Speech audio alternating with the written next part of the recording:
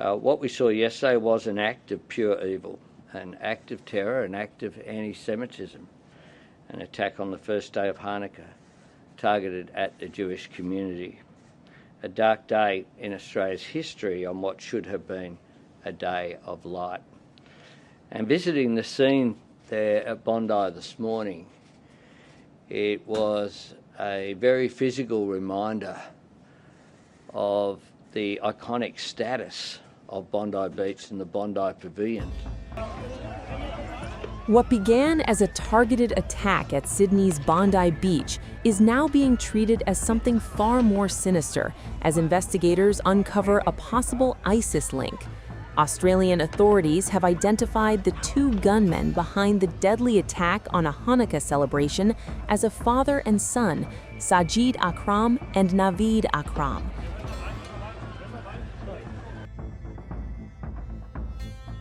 According to Australia's public broadcaster ABC, investigators believe both attackers had pledged allegiance to the Islamic State group. Officials from the Joint Counter-Terrorism Team say an ISIS flag was recovered from a vehicle linked to the suspects near the scene. Police also confirmed that an improvised explosive device was found in a car associated with one of the attackers, raising fears the death toll could have been even higher. It's very sad duty this morning to report that 16 people have been confirmed as being killed, 15 innocent people and one perpetrator. There were 42 people in New South Wales hospitals overnight, and the victims' age ranges are from as young as 10 to 87. A devastating fact. Last night I announced that I had determined that it was a terrorist activity and made a declaration as such as 9:36 p.m. As a result of that declaration, we commenced Operation ARQUES, ARQUES, which is a joint counter-terrorism operation. That is New South Wales Police working very closely with our Commonwealth partners to ensure that we thoroughly investigate the circumstances of the incident yesterday. We have progressed at pace overnight with that investigation, and as a result of investigations undertaken, I can say that we are not looking for a further offender. We are satisfied that there were two offenders involved in yesterday's incident. One is deceased, the second is in critical but stable condition in hospital at the moment. The offenders are a 50-year-old and 24-year-old male who are father and son. The 50-year-old is deceased. The 24-year-old is currently in hospital at the moment. As part of the investigation, we conducted two search warrants last night, one at Bondi Rig and a second at Campsie. The 50-year-old male is a licensed firearms holder. He has 6 firearms licensed to him. We are satisfied that we have 6 firearms from the scene yesterday, but also as a result of the search warrant at the Campsie address. Ballistics and forensic investigation will determine this morning that those 6 firearms are the 6 that were licensed to that man, but also that they were used in the offence yesterday at Bondi. Sajid Akram, who police said was a licensed gun owner, was carrying 6 legally owned firearms at the time of the attack. He was shot dead by police during a confrontation at the scene. His son, Naveed, was critically wounded, taken to hospital under armed guard, and is expected to face terrorism-related charges if he survives, according to local media reports. Authorities have since recovered the weapons and conducted raids at the family home as well as an Airbnb where the pair were staying before the shooting. Australian intelligence agency ASIO has confirmed that Naveed Akram had previously come to the attention of security services. ABC reported that he was investigated in 2019 over alleged links to an ISIS-associated cell. ASIO Director General Mike Burgess said one individual connected to the case had been known to authorities but was not assessed at the time as an imminent threat. What we saw yesterday was an act of pure evil, an act of anti-Semitism, an act of terrorism on our shores in an iconic Australian location, Bondi Beach, that is associated with joy, associated with families gathering, associated with celebrations, and it is forever tarnished by what has occurred last evening. This was an attack deliberately targeted at the Jewish community on the first day of Hanukkah, which of course should be a joyous celebration, and the Jewish community are hurting today. Today, all Australians wrap our arms around them and say, we stand with you. We will do whatever is necessary to stamp out anti-Semitism.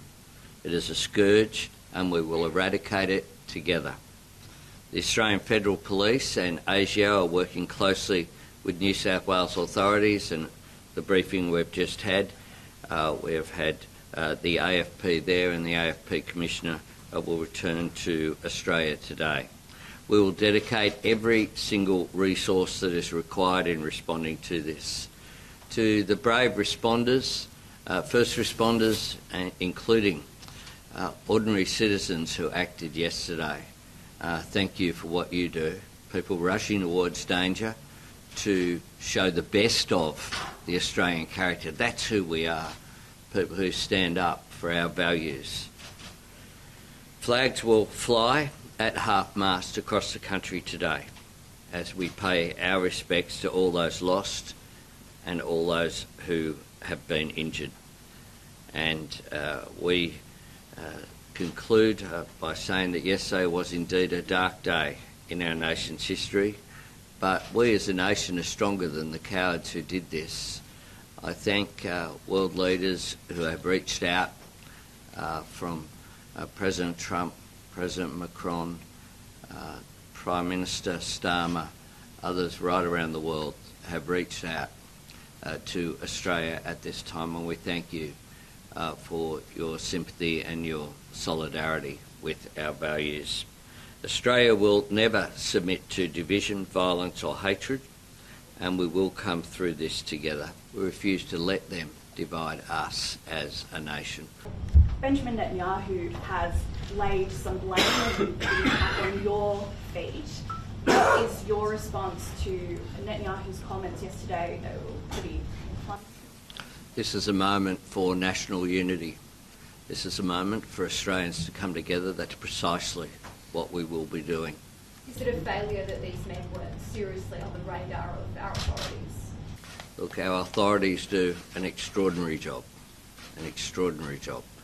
As Commissioner Lanyon has said, investigations have already made some progress. The fact that there were raids on Bondi, the home in Bondi and at Campsie last night, we will continue to provide every resource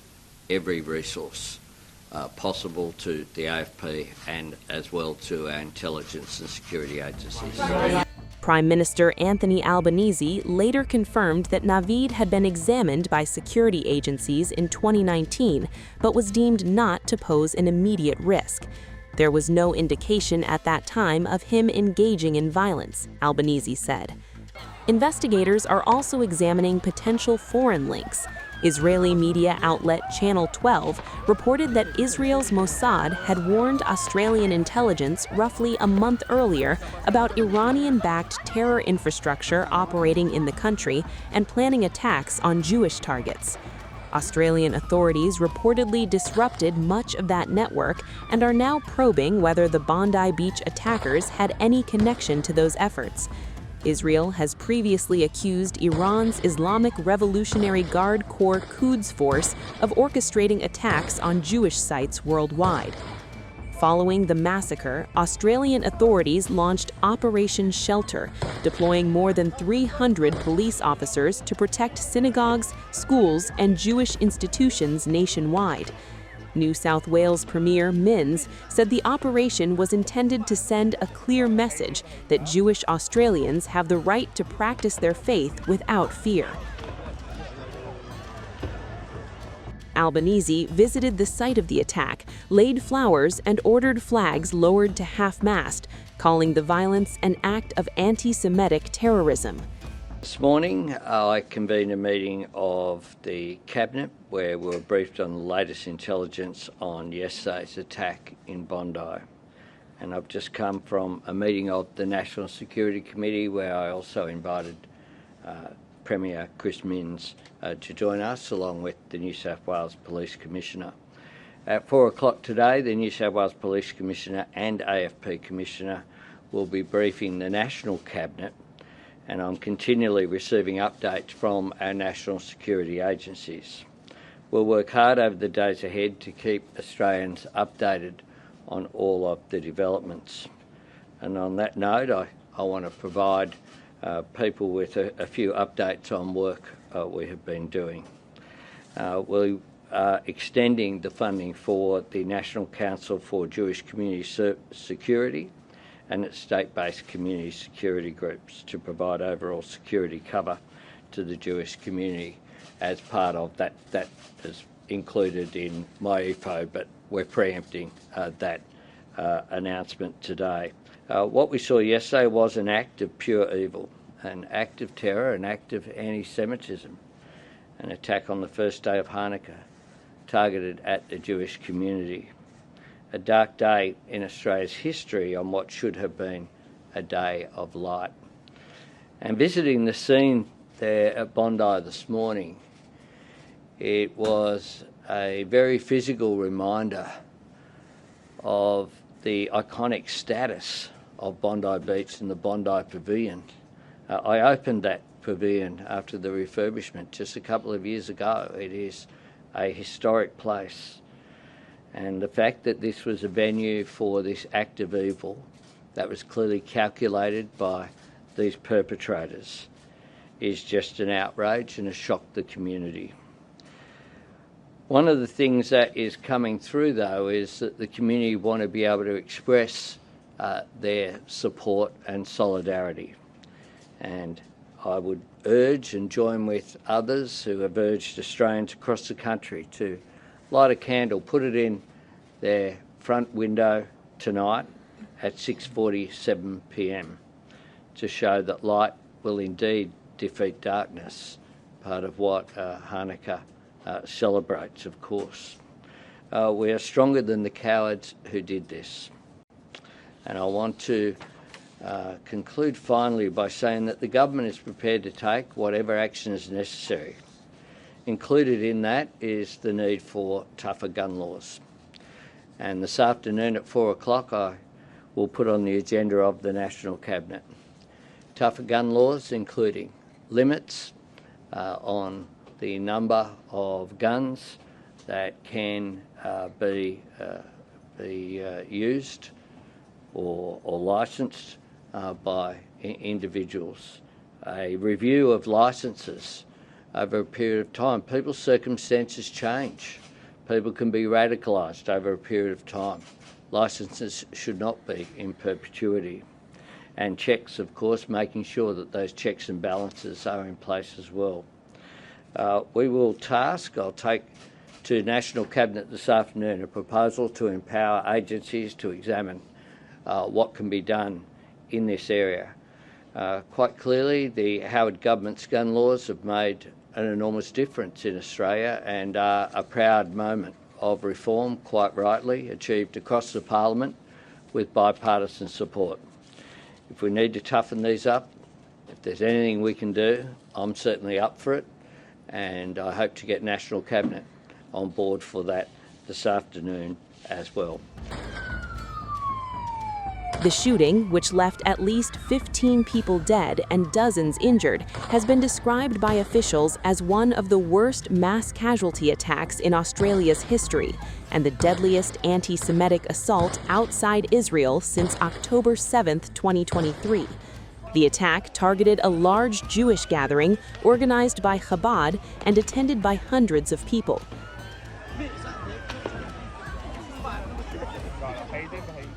The attack has reignited debate over gun laws. Albanese announced plans to push for stricter national firearm regulations, including limits on the number of weapons a licensed owner can hold. He said licenses should not be in perpetuity, noting that radicalization can occur over time. NSW Premier Minns backed reforms, arguing there is no justification for civilians to possess high-powered weapons. Australia last overhauled its gun laws after the 1996 Port Arthur massacre, and leaders now say further changes are necessary to prevent such tragedies from happening again. Let's go.